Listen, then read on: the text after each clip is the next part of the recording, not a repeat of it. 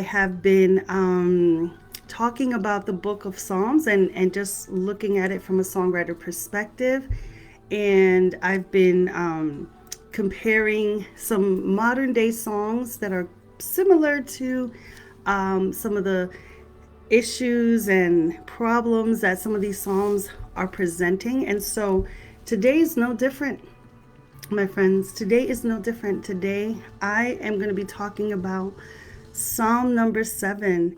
And I'm just going to jump right into it. If you're watching on the replay, just let me know that you've watched on the replay. And if there's any things that you want me to cover or particular songs that you want me to look into and talk about, I'll be happy to do that. Okay, so I'm going to dive into it. So, Psalm number 7, if you want to follow along, it says, a Shigeon, I'm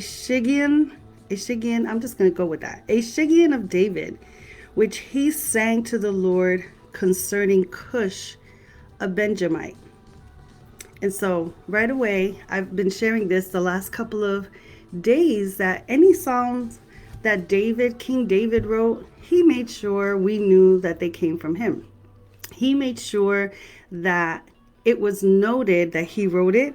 And not only that he wrote it, but that he directed how it should be played. Now, in some cases, he talked about play this with a stringed instrument. Yesterday, he talked about a different type of instrument. And today, he's saying a shigion. And I don't think that scholars really know what that terminology is. I would have to look a little deeper into it. But clearly, it said, which he sang to the Lord concerning Cush, a Benjamite. So whatever Cush was doing to him, he was being pointed out. He was being exposed. He was being exposed. And it's interesting how you can use a song to expose the evil works of people, those people that are around you that mean harm to you. So look at what he says. He says, Lord, my God, I take refuge in you. Save and deliver me from all who pursue me, or they will tear me apart like a lion and rip me to pieces with no one to rescue me. And so right away, David is setting the tone. He's like, Lord, I take refuge. Deliver me. Look at these people that are pursuing me. They're going to tear me apart like a lion. And so to me, that is, he's being, again, very in your face with his description. Like, to be torn apart as a lion. Like, David, we know in the Bible, when he was younger, the Bible says that he used to fight with bears and lions. That's how he was able to take on Goliath. He wasn't afraid of Goliath when he had to confront him because he already knew how to fight with animals that he had to, push away when he was a shepherd. But so here, he's like, these people are so vicious. I feel like he was saying they're worse. They're worse than an animal because, they're so vicious. Their evil deeds are so vicious that they will want to kill him the way an animal that has no sense would want to kill him. And so he was definitely someone that was hated. And this is an actual prayer song. He was so hated, and for no reason. It wasn't like the Bible talks about him as being a vicious ruler or a dictator, but he was so hated that the men around him wanted to destroy him, wanted to take away his power. And so they were probably jealous of his influence. Very likely they were insecure about their own selves. And so they saw David thriving and they saw him doing well and they saw him leading this kingdom and they saw how he took care of God's people. And that made them so vicious. And so, the people liked him as a leader. The people liked him, and because he took care of them, he protected them. He made sure that no outside forces were coming in. There was a season of peace around his kingdom because he was a very thoughtful leader in terms of taking care of his people, just as he took care of the sheep that when he was a shepherd, he did the same. And we know that when there's scriptures that says that if if you're good, if you do good with little things, you're going to do good with bigger things, right? And so that's why he was in this place of influence. But those people that were around him were so insecure that they would rather see the land devastated and the people oppressed, just to spite David. And so here David is saying, Lord, I've fought many things. I've prevented wars. I've prevented wars from happening in our nation. And I can handle that, but these people I can't handle. He couldn't handle these haters that were surrounding him. And so it says in verse 3, Lord my God, if I have done this and there's guilt on my hands, if I have repaid my ally with evil or without cause, have robbed my foe, then let my enemy pursue and overtake him. Let him trample my life to the ground and make me sleep in the dust. So basically he was saying, good morning, Shabri. Good morning. Good morning. We are talking about Psalm verse 7. And again, there's a pattern in these prayer songs that David is writing. He's writing about people that are around him. Excuse me while I drink a cup of faith. Faith.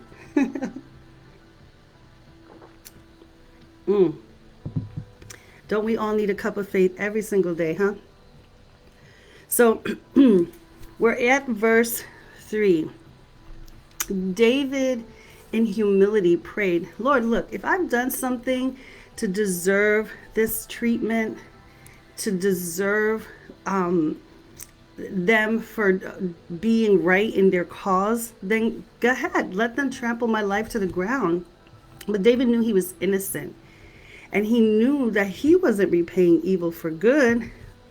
Yes, we do. Yes, we do. He knew he didn't deserve to be mistreated and disrespected. That's right. Faith is necessary every single day. We walk by faith, not by sight. And sometimes it's easier said than done. So David knew he was not guilty of wrongdoing to deserve people that hated him so very much that they wanted him gone, and what has been common throughout the last couple of days as I've been looking at these Psalms and why did David write these prayer songs, is that David had more enemies within his camp, within his circle of influence, than the nations that were outside, which is a shame. It's such a shame.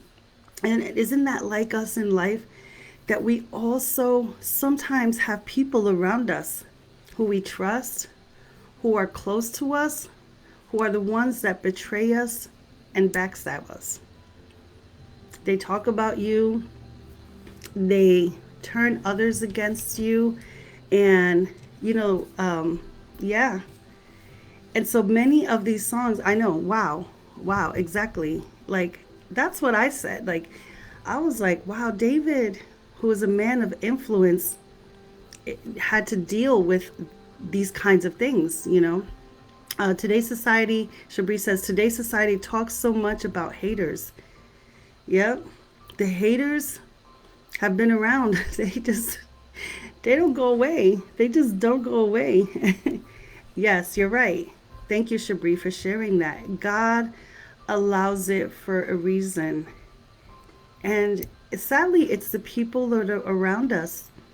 Haters sometimes, in our society with social media being so prominent in the way we interact with people, we are seeing more and more that the haters do come from outside now. You can't say anything without being attacked for what you're saying or for what your beliefs and values are.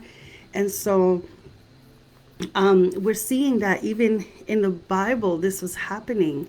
But what's sad is that it's happening with the people that are around you, the people that are closest to you. And part of it, it's for many reasons. Part of it is because of jealousy, right? Jealousy and insecurity, that these people rise up, and your life becomes a dartboard towards for these people. They take pleasure in throwing darts at you and making you feel a certain way, but it's how we handle it that is the key here. And we know, listen, if you're watching this and you've been someone that has had people around you that have thrown darts at you, that have betrayed you, that try to set you up for failure, I just want to encourage you not to let those people have their way. Like, it's not your job to retaliate, right? We don't retaliate.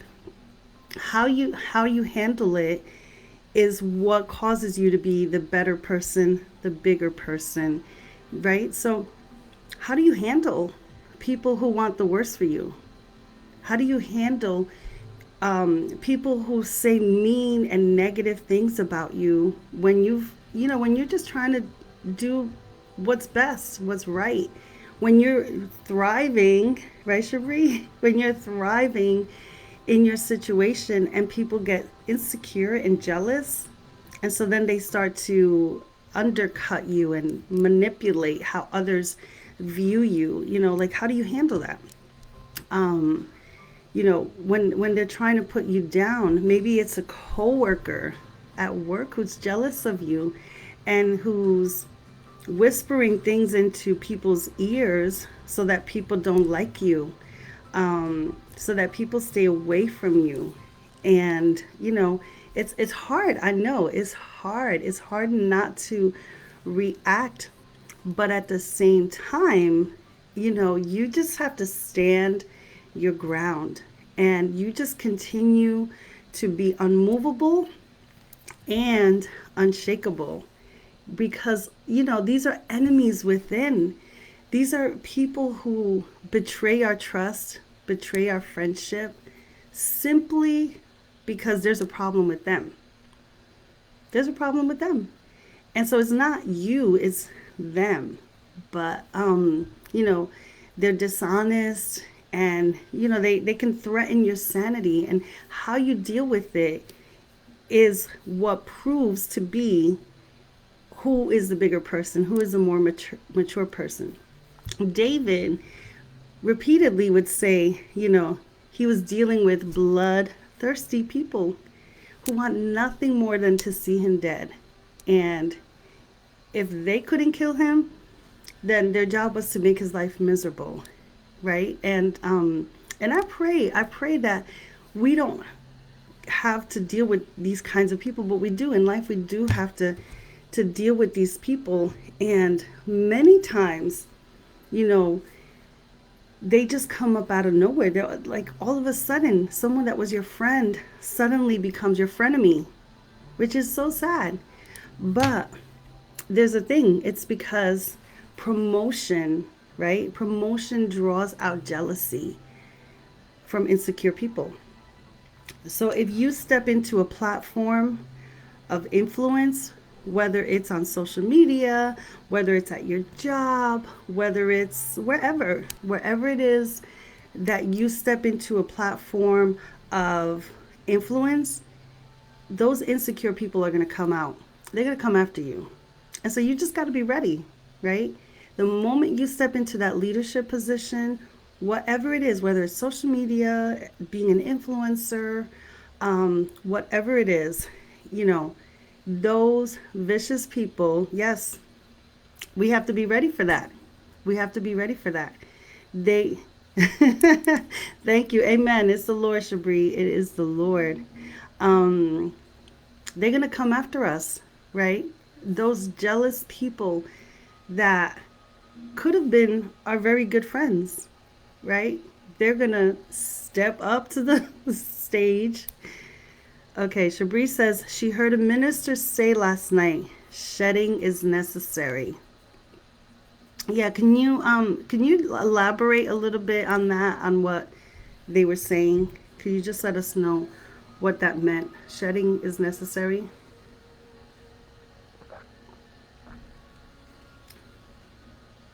Um, and again, as I was reading this particular scripture, that's what drew up from me, like, wow, it is, the last couple of days that we've been reading about David, it's the people, he's been writing these songs about people around him and having to go to God, because this wasn't like a battle where you could just wipe them all dead and move on. People are going to be people, and dealing with them is how you know is how you continue to progress in life. They're there for a reason. So either they're there, well, let me just say this first. That saying that what doesn't kill you makes you stronger is so true.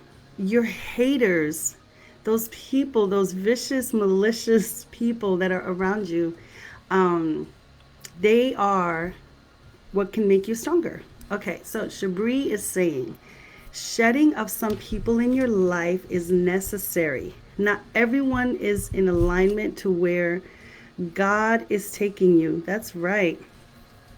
If they stayed, it would be difficult. He needs your undivided attention.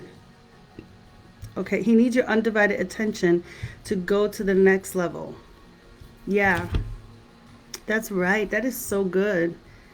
That is so good. We do have to shed the people in our lives that are negative, that are, if they're negative now, wait till you step into a place of influence. They want to keep you back down at their level. They want to keep you where they are because that's their comfort zone. That's why when you step into a platform, amen, amen, cuz thank you for that affirmation. Yes. When you step into that platform of influence, and those people that are around you want you to come back down. They don't like it. Makes them uncomfortable. It makes them uncomfortable to see you rise above and step up. And what are you going to do? Are you going to stoop back down to their level, or are you going to just step into the platform that you've been given? Right? Are you going to allow them to stop you and cause you to be back down to their level? No, you can't. You cannot do that. And so, I would just say, you have to be guarded. We all have to be very guarded around the people that surround us, because some people don't want our best, right? And so that's why David said, if I have done something, if I've repaid evil to my ally or robbed somebody, then God, let them trample me, because I deserve it. I deserved it. But he knew he was innocent. He knew that he hadn't done anything to provoke their whatever it was that they were doing. And so we just have to know that we have to stand our ground, be confident to be in the position that we've been given, and not to be manipulated, right? Like if they don't like what we're posting on social media, do we stop posting? Do we stop doing what we've called to do? Do we stop running in our gifts? No, we should not. We should not. But sometimes we feel threatened because we don't want that contention. We don't want that conflict. But, I feel like today we need to address this because it's an ongoing issue. It was happening in the Bible and it's happening still till today. So David, the way he handled it, he wrote a prayer song about it. And like I said in the very beginning, it was titled, it was said, this is a song he sang to the Lord concerning Cush, a Benjamite. He just pointed it out. Kush couldn't hide. This song was about him and his people of influence. And so, of course, because this is a songwriting series, I had to connect this with a song from today. Now, you know, it's funny because, you look at songs and you look at songs about jealousy.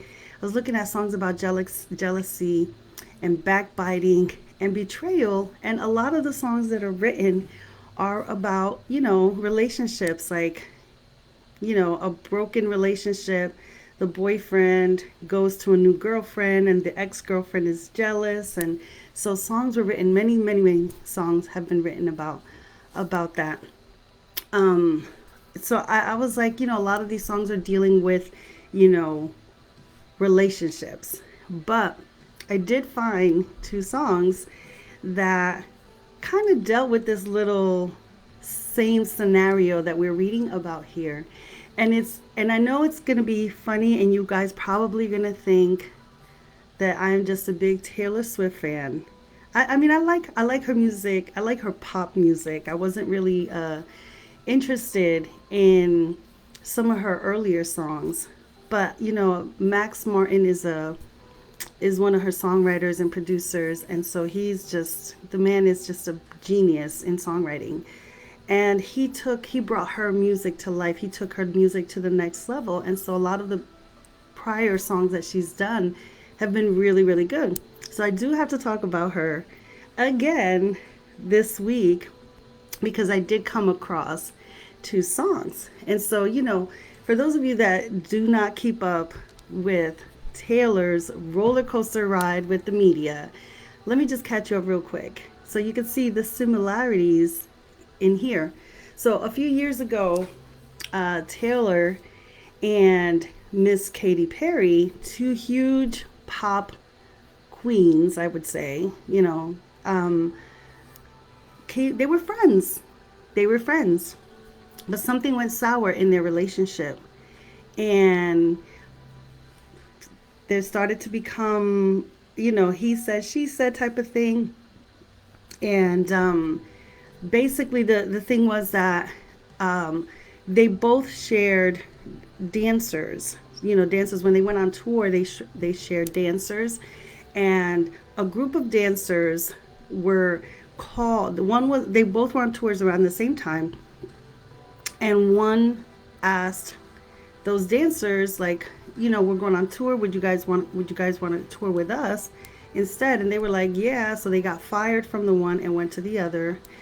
And somebody tweeted something and the other person tweeted back. And now there was a feud between both camps. Katie's camp and Taylor's camp.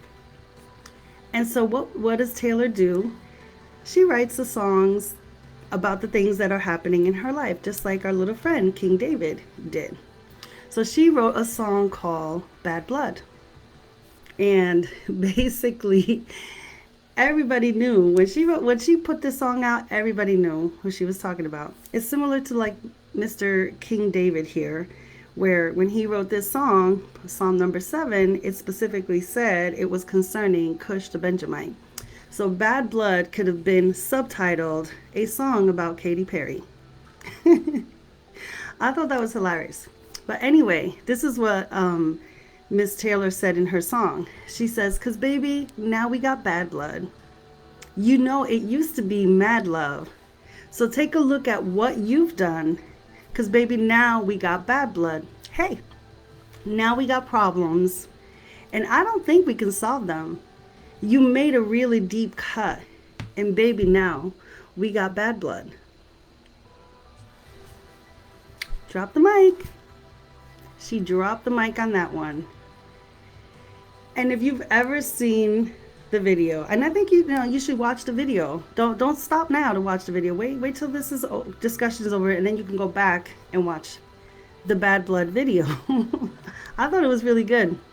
So this song made the whole situation even more public. This feud became very public for the world to see. Sorry for tapping here. For the world to see and read about. So what does Katie do? Katie takes it to Twitter and she starts putting things out there. She doesn't specifically name Taylor, but we know that some of these remarks that she's making is about Taylor. All right, so we have this public song that everybody knows. They know it's about Katy Perry. And then suddenly Nicki Minaj gets into the picture because she was upset that Taylor won Video of the Year, I think it was, over Nicki's video that was nominated that year. And so that sparked another Twitter war with words between Taylor and Nicki. And then Katie was just back there, sipping tea like, watching Nicki and Taylor bicker at each other over Twitter. But Taylor was trying to be, she was like, look, we're women, we're supposed to support each other, blah, blah, blah. And so then Nicki threw in like, oh, I'm sorry, not Nicki. Katie threw in like, oh, she's now saying women's supposed to support each other, blah, blah, blah. And so that went on for a little bit. And long story short, Taylor and Nicki went back and they made amends. They fixed the situation with each other. But then Katie reached out to Nicki and said, let's do a song together. And so they recorded a song, did a video together. And there was a line in that song. It was called Swish Swish. And there was a line in that song that said, don't come for me. Don't come for me. So Katie was saying to Taylor, don't come for me. They were literally fighting things out through songs. They were using songs to create these responses. And then eventually Taylor released another song called Look What You Made Me Do. I thought that's another great video, so you guys should go ahead and watch that. And see like the brilliance. Okay, I am getting a notification. Here. All right, I think we're back. Let me just move this along for you guys, because sometimes the Wi-Fi here, I think when people start logging on, it causes delays. So I apologize about that. So Taylor did a song called Look What You Made Me Do. Brilliant video production. I mean, she just became I don't even know how to describe it. Like, she took every persona that people were reflecting back of her, like what kind of person she was. She put that all in a song. She knew what people were saying about her, and she just put it all into a song. So I think it's a great video to watch if you want to study behaviors and you want to study relationships. She played all kinds of versions of herself, of what people were saying about her, and I just thought it was very brilliant. And so that song came out, but eventually Katie was like, putting things. I don't really think Katie was putting music out against Taylor, but Taylor was kind of the one that was instigating some of these songs about these people. And eventually Katie was like, you know what, we need to end this feud. This has been going on for too long. And she actually sent her an olive branch. From what we read, she sent her an olive branch to apologize and to say, I'm sorry for whatever I did, forgive me.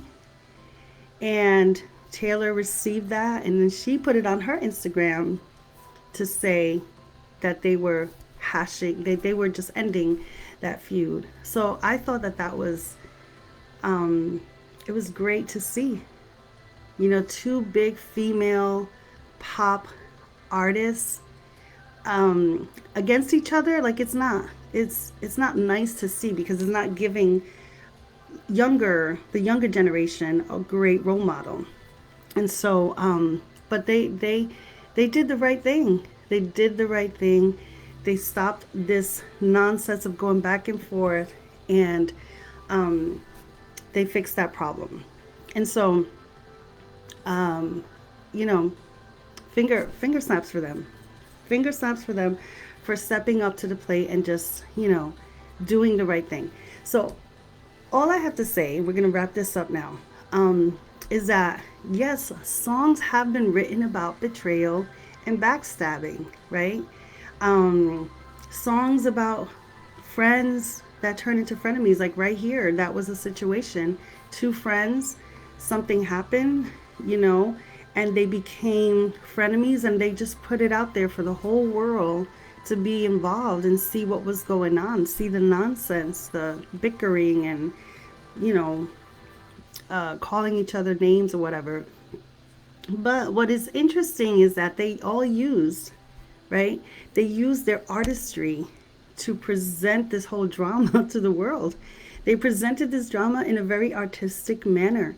So Taylor got creative and started writing music and started producing videos that were very extremely artistic, I thought. And not only did they vent their feelings through these songs, they also made a lot of money. They made a lot of money doing so. So it wasn't a bad deal at all. Not a bad deal. So I think that if you're having a situation with someone, use whatever artistic gifts that you have to help you either resolve that problem or to just, as a coping mechanism, cope with that situation. Use your gifts. That's why they've been given to us. We can always tap into our gifts to solve any problems. I'm going to say that again. We can use our own gifts to solve life's problems. That's good. I have to say that is good, because that's what these ladies did. That is what other people have done. And that is what King David did. He took his issues with Cush the Benjamite and he put a song to it. He sung about it. And so I would say that as long as no one gets hurt, you're allowed to have creative expression. State what you feel and present it in a very creative way. So, for those of you who are, devoted fans of literature and writing, you probably wouldn't consider Taylor's song lyrics or whatever other song lyrics as, the bomb. Like you wouldn't qualify those songs as the most like articulate or whatever. But, Bad Blood and Look What You Made Me Do. But these are works of art regardless, right? And it's okay. Beauty in our artistic expression is in the eye of the beholder. So I would say, that the creative and visual expression in the videos that they produced, that I know that Taylor produced, created itself. Like it was like a way to respond. It was a way to respond and say, look, this is what's happening. And I'm just, hey, Daddy. Good morning, Daddy. Mwah. I love you. Thank you for watching. Use your creativity, use your artistic gift to squash whatever is happening. So let me just wrap this up again, because I just keep on rambling and rambling over here. Back to King David. So King David is like Taylor Swift in today's time, and like Katie and like all these other artists, where they're putting their life into a song, putting whatever situation they're happening into a song. They didn't hide, right? They didn't hide how they felt about the people around them. They didn't hide what was going on and pretend like it wasn't happening. They confronted it and dealt with it at first hand. The difference with King David is that he didn't hide his faith and confidence in God.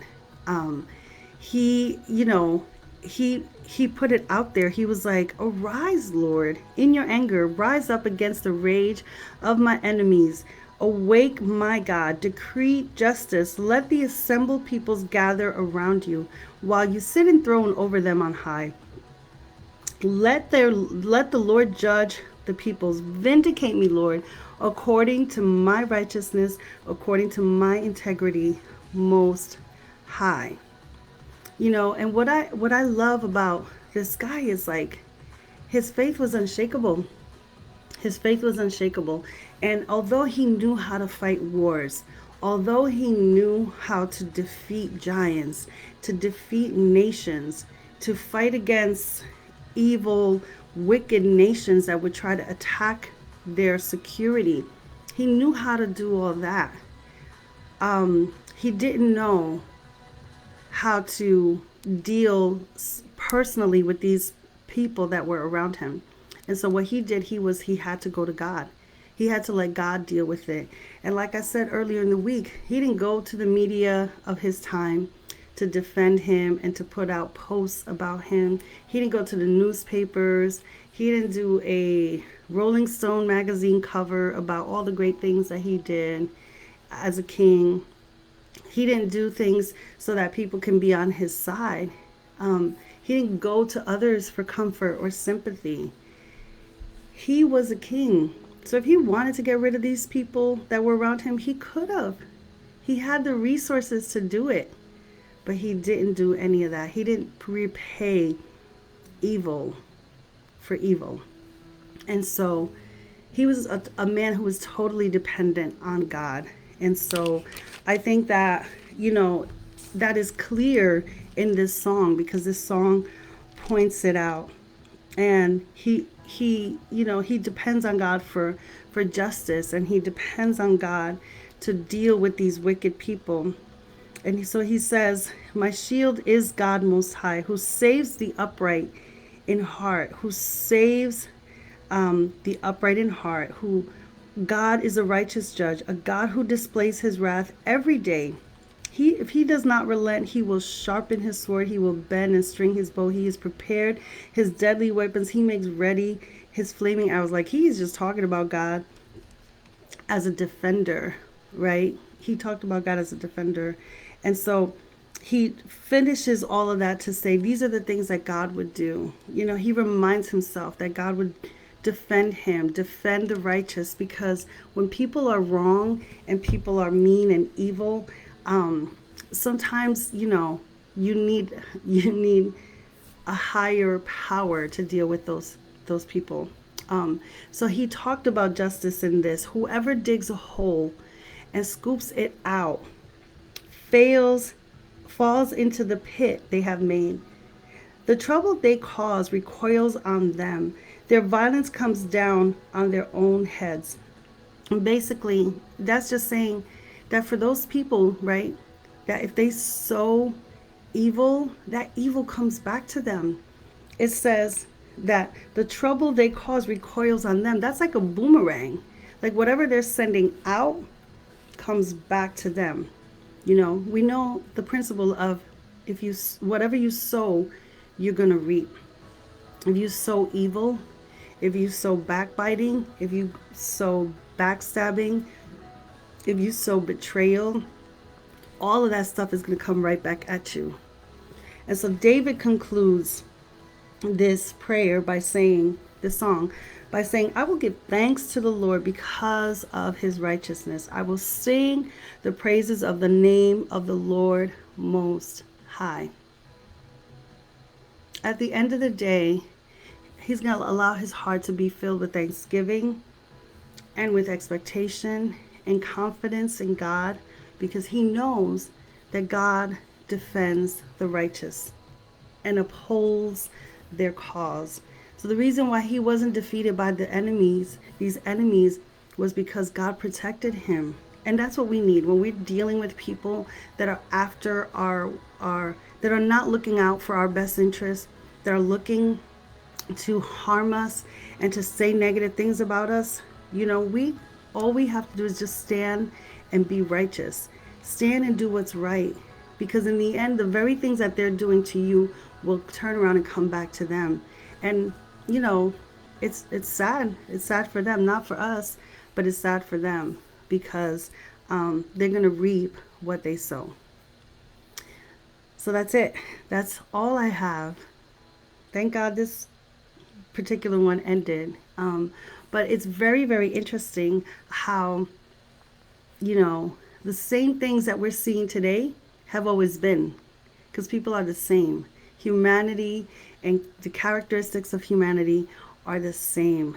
And so I hope that, this was helpful to you if you're watching this on the replay.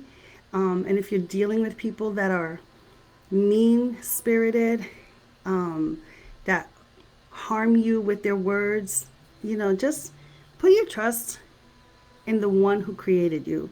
Put your trust in the one who designed you to just walk in peace, walk in love, walk in joy, regardless of what they're doing. Because it's not, thank you, sis. Thank you so much. I'm glad that you were here to watch with us and to talk.